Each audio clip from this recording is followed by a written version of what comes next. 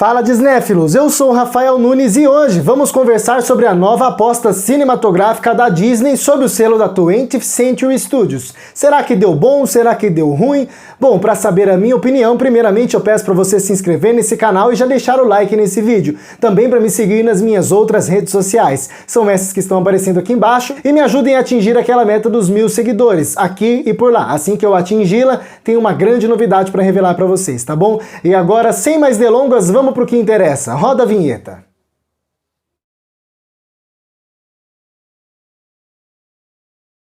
Free Guy, assumindo o controle. Novo filme da 20th Century Studios, dirigido por Shawn Levy. Diretor de filmes como Uma Noite no Museu, da trilogia Uma Noite no Museu, e também de alguns episódios da série Stranger Things. Free Guy, assumindo o controle, tem o mesmo roteirista de Jogador número 1.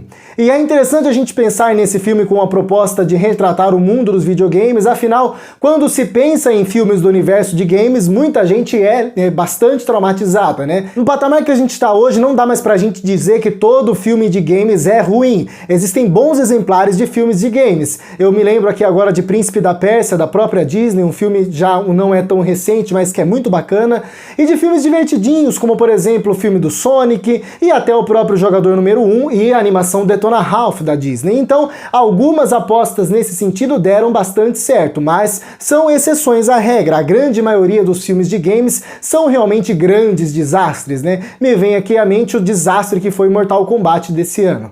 Mas é interessante porque apesar do medo de Free Guy ser mais uma dessas apostas no mundo de games que dá extremamente errado, por outro lado a premissa era muito interessante. Então eu mesmo, antes do filme lançar, eu sempre fiquei com aquela sensação de tipo, pode ser ruim, mas se for bom, vai ser muito bacana, porque a premissa é legal. Nós temos aqui basicamente o show de Truman batido no liquidificador junto com Detona Ralph, Fortnite e GTA.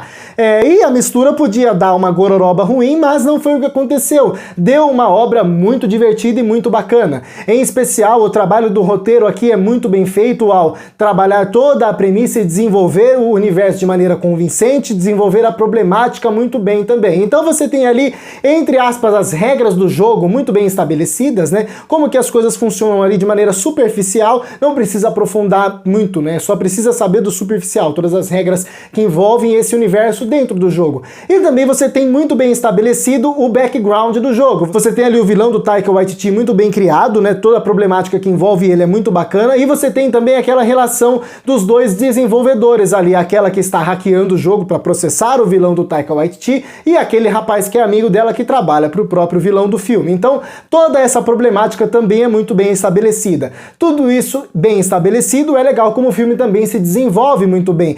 É um desenvolvimento bastante formulaico, até previsível, mas a maneira com que o filme se constrói é divertida, né? Você sabe mais ou menos como as coisas vão acontecer, mas é legal de acompanhar da mesma maneira. Afinal, toda a casca que envolve o filme é muito divertida, é muito bacana, muito colorida, muito engraçada, então faz valer bem a experiência. E é muito legal também como a direção conduz o filme, né? Nós temos aqui um filme muito bem filmado, a fotografia muito boa, normalmente as cenas de ação são muito bem montadas, são muito bem filmadas, é tudo muito visível, existe um bom uso dos letreiros e de toda esses elementos do videogame, né? Como letras e dinheirinhos, essas coisas, é tudo muito bem utilizado e na medida certa para não ficar cansativo. Então o visual do filme é até bastante carregado, mas tudo muito bem dosado para que você não canse de todo esse visual colorido e cheio de bombas, não sei o que. Outra coisa elogiável no filme é o uso da computação gráfica, do CGI.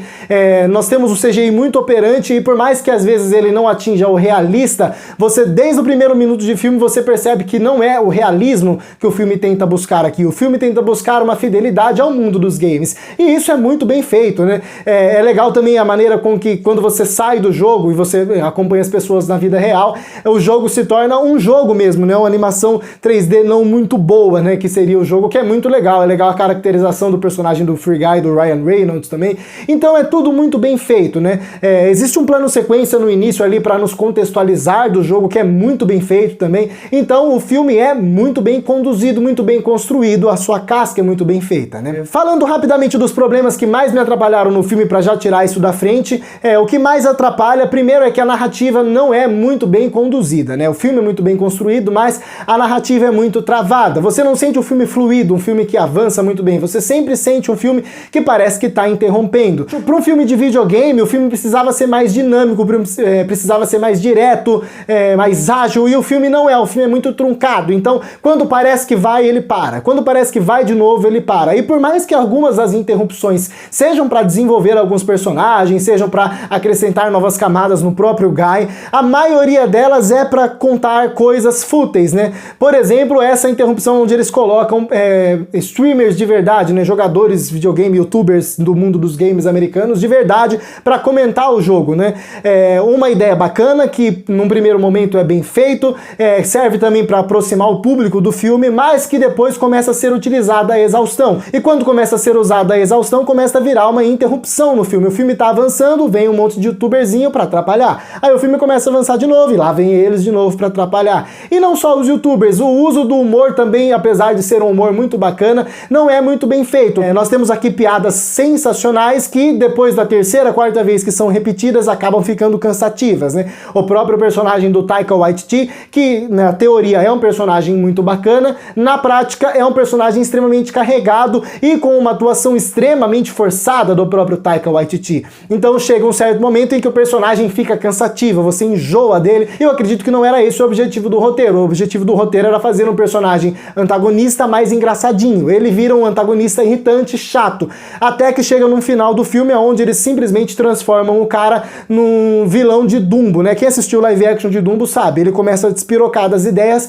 e a tomar atitudes que nenhum humano racional tomaria, e isso tira bastante da credibilidade do filme, então me incomodou bem também, né? Outra coisa é que o roteiro do filme, apesar de muito bem construído, muito bem escrito, em alguns momentos ele é bastante arbitrário, né? Às vezes ele transforma os programadores em gênios e às vezes ele transforma eles em completamente burros quando é conveniente pra trama, né? Em alguns momentos precisava dos programadores criarem coisas novas no jogo de uma hora pra outra pra ajudar os protagonistas, em outra, quando eles simplesmente podiam dar um comando lá e matar alguma coisa e parar alguma coisa, eles não sabem como fazer e não acontece, então existe essa arbitrariedade do roteiro também para conseguir fazer a história caminhar. Existe também uma certa falta de criatividade para criar problemas, criar empecilhos e resolvê-los, né? E diversas vezes você percebe personagens que conseguem vencer certas barreiras e certos obstáculos de maneira muito fácil, tão fácil que o filme nem mostra, né? Você percebe que existe um certo objetivo que era difícil de ser feito e mais pra frente no filme eles conseguem fazer aquilo da maneira mais fácil do mundo. Então você percebe que existe essa incoerência, né?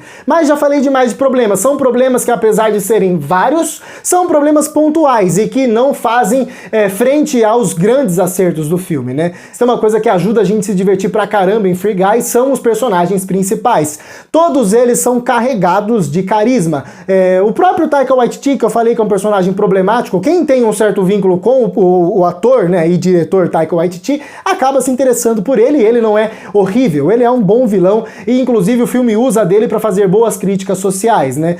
O filme fala bastante sobre essas empresas que exploram os funcionários, sobre esses donos mimados de empresas que só querem que façam o que eles querem e não sei o quê. Também faz uma boa crítica a essas grandes corporações como a própria Disney, que só pensam em fazer sequências, em repetir fórmulas e não tentar fazer algo novo, e quando tem alguém tentando fazer algo novo, eles vão lá e engolem essa pessoa pequenininha, né? A Disney faz muito isso. O próprio exemplo que eu até falei no meu vlog da estreia do filme é Cruella, a trilogia de Cruella pra quê, né? Um filme já tava bom, mas não, a Disney vai sempre tentando fazer a exaustão, novas produções de uma coisa que já foi feita, né? Então o filme aproveita para criticar isso também, o que é muito bacana. Inclusive vai ter até a própria sequência de Free Guy, né? Coisa que eu também achei ligeiramente desnecessário, mas quer fazer, faz, né? O protagonista do filme, Ryan Reynolds, o Guy, é sensacional. O Ryan Reynolds aqui tá se divertindo pra caramba no papel, não tem como não amar o personagem, as piadas dele sempre funcionam, ele é muito divertido, ele é muito engraçado, a interação dele com a personagem da Jodie Comer é muito boa também, a interação dele com o Buddy também é muito boa, rende boas piadas e uma amizade muito genuína, é muito engraçado uma coisa que é feita no final, um personagem, eu esqueci o nome do personagem, aquele grandão, o Ryan Reynolds grandão. Dude. Mais pra frente no filme eles inserem um personagem que é o Dude, que é muito bom também, que tem uma boa piada com o próprio Ryan Reynolds, uma piada que depois fica exaustiva, mas é muito boa. A Jodie Comer tá sensacional, como já mencionado, e o romancezinho dela com o Kiss também é um romancezinho fofo, dá pra shippar os dois. Eu tenho um problema, afinal o filme ele demora demais pra inserir isso na trama e pra desenvolver isso, fica uma coisa meio jogada. O filme precisava ter trabalhado isso um pouco melhor, mas ainda assim funciona, é engraçado e é fofo. Então o elenco inteiro tá se divertindo e todos eles entregam ótimas performances, apesar de alguns pesares. E outro ponto extremamente positivo do filme é o ótimo uso das referências, né? O filme faz claras e óbvias referências aos jogos GTA, Free Fire, Fortnite, como já mencionados, né? O filme ainda usa desses jogos para desenvolver a trama, o que é muito bacana. Não são referências gratuitas. Todas as referências que estão lá para alguma coisa e são utilizadas de maneira pontual e ajudam a história a caminhar para frente.